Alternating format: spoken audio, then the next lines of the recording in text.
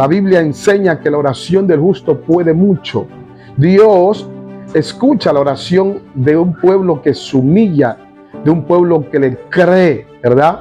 Dice la palabra que cuando Israel se encontraba cautivo en el país de Egipto, ¿verdad? 430 años, la Biblia dice que el pueblo gemía, que el pueblo clamaba, que el pueblo, los esclavos israelitas, pedían, ¿verdad?, a Dios misericordia, que los librara, que los sacara de esa angustia, que los sacara de ese látigo del faraón, ¿verdad?, de esa carga, ¿verdad? Aunque ellos quizás allí de pronto no les faltaba la comida, el alimento, pero eran esclavos.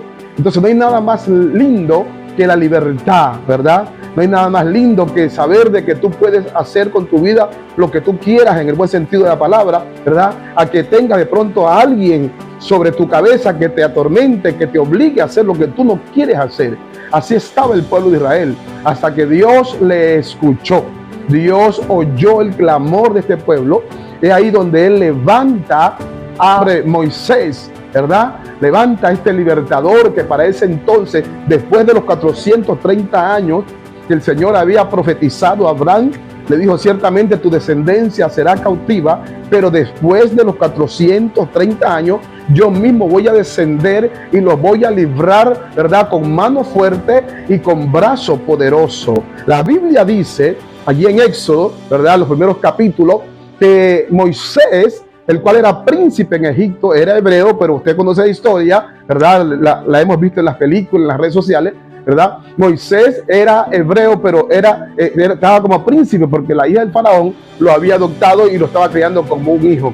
Cuando Moisés se da cuenta de que un egipcio maltrataba a un hebreo, Moisés en defensa de aquel hebreo, dice la Biblia que termina quitándole la vida al egipcio. Y eso ocasionó de que Moisés saliese de Egipto, ¿verdad?, huyendo, porque el faraón lo iba a apresar o lo iba a matar. Y allá en el desierto, Moisés estuvo 40 años. Escuche bien, a los 40 años Moisés huye, aleluya, y permaneció 40 años en el desierto. Allá Moisés se casó, ¿verdad? Allá Moisés tuvo su familia.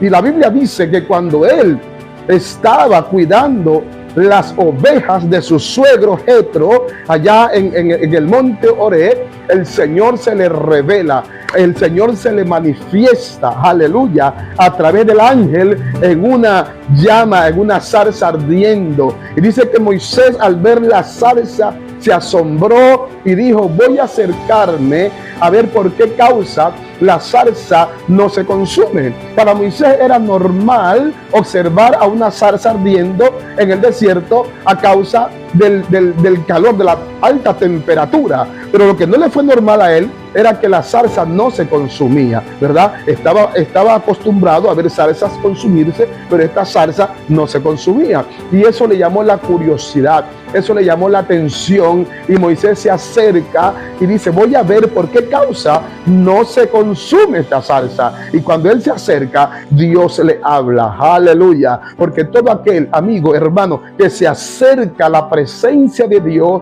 sea por curiosidad o sea por interés propio, Dios le va a hablar, Dios se va a manifestar. Alabado sea el nombre del Señor. Y Dios le dijo: Moisés, Moisés, quita el calzado de tus pies, porque el lugar en el cual estás, tierra santa es. Escúcheme bien, donde Dios habita, habita la santidad. Por eso es que nosotros que nos decimos ser hijos de Dios, ya no podemos vivir una vida desordenada en el pecado, porque donde está Dios debe haber santidad, porque Dios es santo. La Biblia dice: sé santo porque yo soy santo. Pastor evangelista, ¿y qué es ser santo? Ser santo bíblicamente es apartarse del mal, es apartarse voluntariamente del pecado y consagrarse para Dios, vivir para Dios. limpio, porque nosotros ya venimos a ser instrumentos de honra, vasos de honra, y todo lo que utilizaba Dios en el Antiguo Testamento era limpio, era santificado. Ahora, ¿quién nos limpia? ¿Quién nos santifica? La sangre de Jesucristo. La sangre de Cristo nos limpia de todo pecado. Aleluya. Y es más, que una vez que nos han limpiado, el Espíritu Santo, mire cómo se llama, el Espíritu Santo viene a morar en nosotros. Aleluya. Y ahí es que Dios le dice a Moisés: Moisés, aleluya, yo te he escogido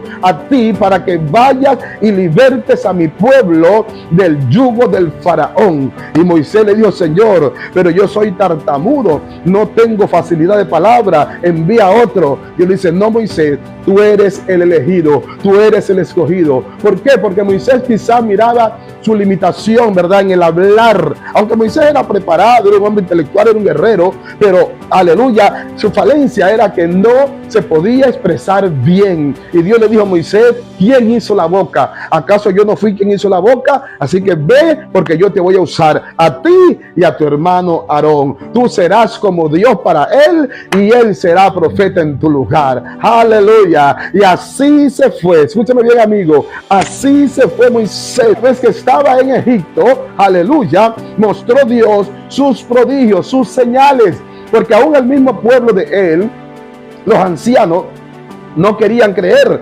¿verdad? Moisés le dijo: me envió Dios a sacar ese pueblo, y tuvo que Moisés hacer señales, porque Dios le dijo: mira, si no te creen por la palabra, te van a creer por las señales. Sí, porque hay gente que no cree por la palabra, la predicación. Hay gente que tiene que ver señales, hay gente que tiene que ver prodigios, maravillas, para poder creer de que alguien es llamado, es enviado a ejercer A o B ministerio. Es ahí donde la Biblia dice que Moisés llegó al río Nilo y tocando el río o tomando las aguas se convirtieron en sangre, ¿verdad? Aún la vara de él también se convirtió en culebra, porque Dios eso le había manifestado en la intimidad. Y así sucesivamente, hasta que Moisés fue donde el faraón y le dijo: faraón, Jehová dice que dejes ir a mi pueblo para que me adore en el desierto. Escúchame bien, el faraón se endureció, no quería en un principio, pero el Señor tuvo que enviar plagas, ¿verdad?, y matar mucha gente de Egipto para que este hombre ablandara su corazón.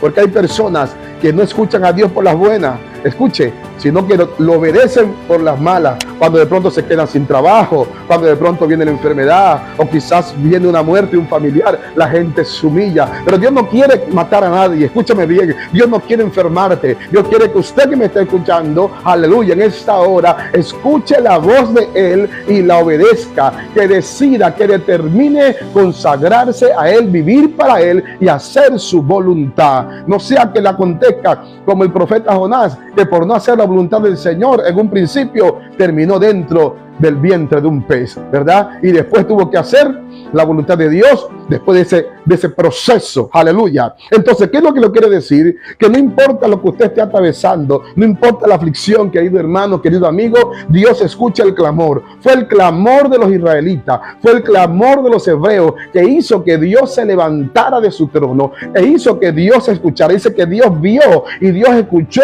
el clamor y la aflicción con la cual lo tenían los egipcios, aleluya. La Biblia dice: no hay justo desamparado. La Biblia dice: clama a mí y yo te responderé y te enseñaré cosas grandes y ocultas que tú no conoces. La oración tiene poder, el clamor tiene poder, aleluya. Pero al Dios todopoderoso, al que hizo los cielos y la tierra, al que nos formó en el vientre de nuestra madre, el que nos da el aire para respirar, la vida, a Él debemos de clamar, no a una imagen, no a un hombre, no a un gobierno, ¿verdad?, sino a Él, aleluya. Y la Biblia dice que Cristo dijo: todo lo que pidieras al Padre en mi nombre, creyendo, lo recibiréis. No solamente se trata de orar, no solamente se trata de clamar, se trata de creer en lo que tú estás pidiendo, que Dios es capaz de hacerlo, que Dios es capaz de sanarte, que Dios es capaz de darte tu casa, darte tu vehículo, de darte el ministerio, que Dios es capaz de restaurar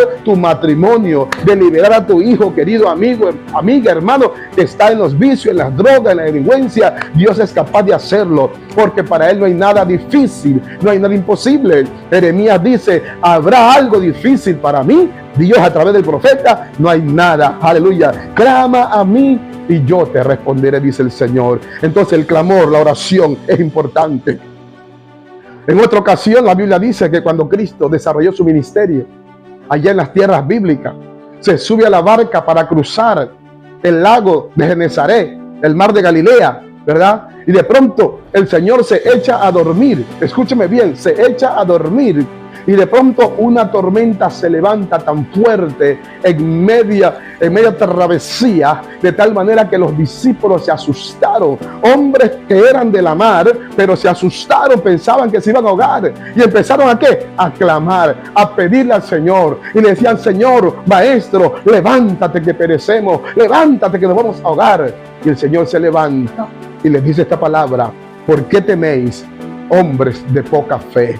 Y enseguida reprendió al viento, enseguida reprendió al mar. Aleluya. Y dice que el viento y el mar se aquietaron, el viento y el mar se calmaron. ¿Por qué? Porque hubo un clamor de parte de los discípulos. No sé cuál viento contrario ha venido sobre esta hora en Cristo. Aleluya. Está llenando tu barca y quiere hundir tu barca. Yo no sé. Puede ser una crisis quizás económica, puede ser una enfermedad terminal, puede ser un asunto de pronto de familiar, de herencia. No sé qué situación usted está atravesando, que usted siente como que Dios no le escucha, como que Dios no le oye. Aleluya. Que usted siente que va a perecer, que usted se siente, aleluya, que ya todo se terminó. Hoy el Señor me inspiró para que te dé esta palabra y te diga: no todo está perdido. Clama a mí, órame a mí, dice el Señor, porque yo voy a obrar, yo voy a hacer el milagro, yo voy a abrir esas puertas, dice el Señor, yo voy a disipar la tormenta, yo voy a detener el viento contrario. No te detenga. Te quiero en la madrugada como antes, te quiero orar en las tardes como antes, te quiero en mi presencia, dice el Señor, porque tengo muchas cosas que hacer contigo. Para alguien es esta palabra, aleluya.